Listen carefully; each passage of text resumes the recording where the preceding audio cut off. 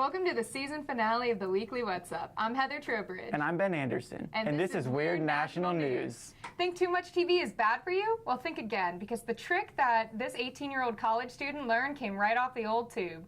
Central Michigan State student Natalie Bellisto was able to perform CPR on a drowning squirrel after a lesson from the hit series The Office.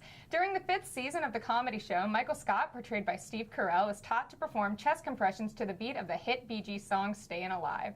This is also the trick recommended by the American Heart Association. Recalling this information, Belcito performed this on the squirrel that another student had pulled out of a pool. After reviving it, the wildlife conservation and biology major took the animal back to her dorm, wrapped it up in a towel, and warmed it with her hairdryer.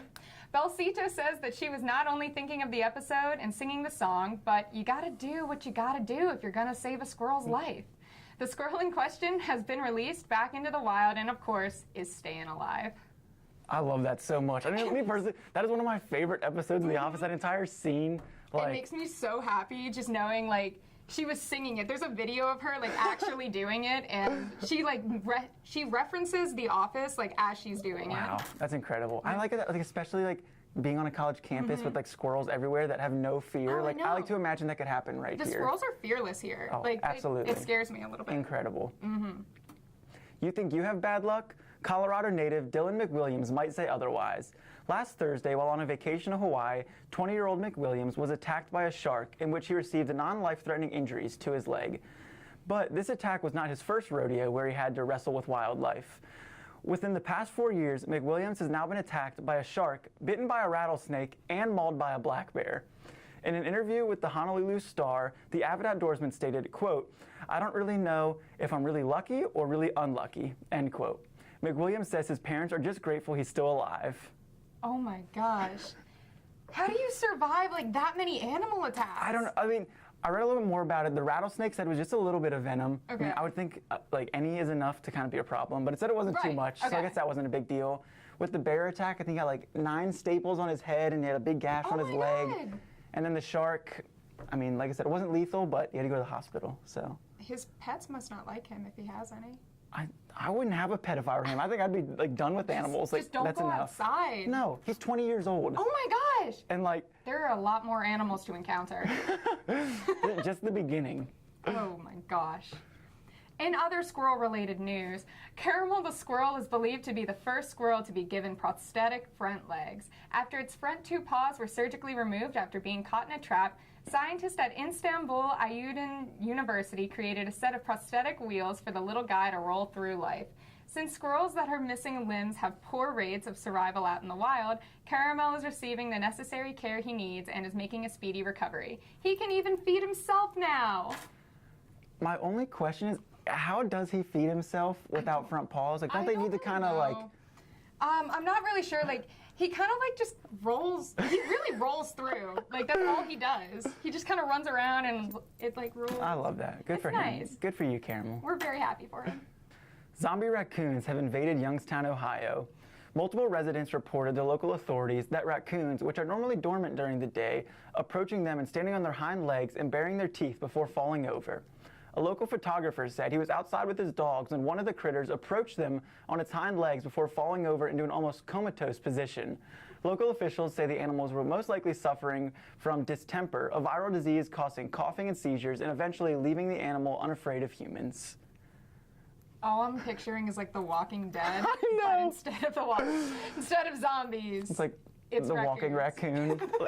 They're literally like literally up on their hind legs. Do you imagine just like being like at a park or just being out in the woods and a raccoon is kind of like waddling over to you on his hind legs? It's kind of like a drunk raccoon, but like, Oh, the poor little guys. Like, they're the real victims here. They are. They're out here struggling like. Oh my God. Wow. Well, folks, that sums up this week's Weird National News. I'm Heather Trowbridge. And I'm Ben Anderson. Thanks for watching. Welcome back to the Weekly What's Up. I'm Mary Desmond. And I'm David Kelsey. And this is Get Woke Weekly. Well, folks, in the spirit of Earth Week, let's talk about global warming. Did you know that there is a large following of people who believe that global warming is a hoax? Our president included? Many people believe that global warming is caused by human pollution and the Industrial Revolution. However, there are some folks out there who genuinely believe that it is all a plot to take money away from and incur taxes on fossil fuel industry. Some scientists even believe this, but the real wild theorists out there believe that science itself is being faked to support global warming. Yes, there are people out there who genuinely think that scientists are lying and that steadfast research is being falsified to support the climate change agenda. According to Oxford University, a poll taken in 2013 showed that almost 40% of Americans believe that climate change is a hoax. 40%. What are your thoughts on this, Dave? Well, living in Blacksburg, I feel like we're definitely experiencing climate change because it'll be snowing in the morning and then it's 75 in the afternoon. Yeah. So I believe it. I'm not a scientist, but I feel like the evidence is definitely there. So Literally. At this point, like, even if you don't believe that it's like fully man-made, like, there's something going on. Like, there's some like climate instability happening because like we should not be experiencing like not even 4 seasons, like 5 seasons, which like isn't possible, but like somehow here it is. yeah, I'm actually thinking this is a deeper conspiracy theory. Okay. Listen here, stay Let's with hear me. So imagine that the government's actually just changing the weather on us and we're living in like a dome, like in The Simpsons. Okay. You know? So I'm thinking Blacksburg is actually just, we're under a dome and they're just experimenting on us. You heard so. it here first, Galt. You heard it here first. I know it's deep, but you Literally, gotta think this about man it. just said we're living in a dome. Never You gotta get get too deep. comfy. You You got- gotta yeah. start thinking big thoughts. You heard it here first. This next story is on the creepier side. If you've seen the popular TV show Stranger Things, then you have seen and heard about theories that the government used to infiltrate people's minds. In case you thought that was fiction, I'm sorry to disappoint you, but it isn't. All that stuff might actually have happened. Maybe not the whole upside down part, but definitely the extremely unethical mind control. In the 1950s, the CIA secretly administrated the psychedelic drug LSD to hundreds of US citizens, including mental patients, prisoners, foreign visitors, and even civilians. After several years of the experiments, and after one man even died from one of the doses, the government had all of the records of the experiments destroyed. Until 1977, when the Freedom of Information Act allowed the information to be leaked. Who would have thought that Stranger Things might actually have been based on actual events? Yeah, this is crazy. I know, like, Stranger Things is based on the 80s, like, when the Cold War, they were, like, spying on the Russians. But, like, this is, like, real. This is, I think, what Stranger Things is actually based on, because this was going on in the 50s. So, like, just at the beginning of the Cold War, and they're starting to experiment with, like, what they can do with people's minds. Stuff is scary.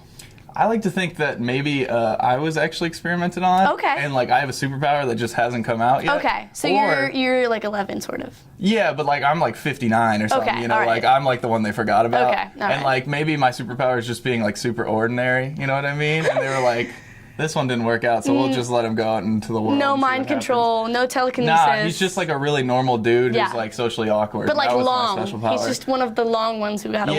yeah, 59 is the long boy. Noodle for sure. boy, noodle boy. They got into your like genes and somehow just made you really stretchy and long. I don't know. Who just, knows? yeah, really Who knows? disappointing, but One I'll day take you're it. just gonna like another arm's gonna like grow out of your chest or something. Hopefully, we can only hope. Yeah. The thing that makes me nervous about this one is that a dude died, and like, according to reports, he died days after the dose was taken. So like, it wasn't like just a bad trip. He ran off of a building and like jumped off. He died like days after, which makes me wonder, did they kill him because maybe on his rampage he said something to somebody or escaped or something, and then they found him, tracked him down, and they killed him? I don't know. I Also, don't know. why was it LSD? Like, was that just the drug of choice back in the day? I think they were like just now finding out about it and like didn't really know like its boundaries, and so they were like, let's test it on people without their consent, which is just horribly unethical. Like, Classic 70s. yeah, and like the sad thing is this isn't even a theory, y'all. Like, this is truth. This is fact in our history that like really happened. Sad, so sad. But yeah, that's why we're here. Wake up, America. Get woke. Well, folks, that sums up this semester on the Weekly What's Up, but stay tuned for more in the fall.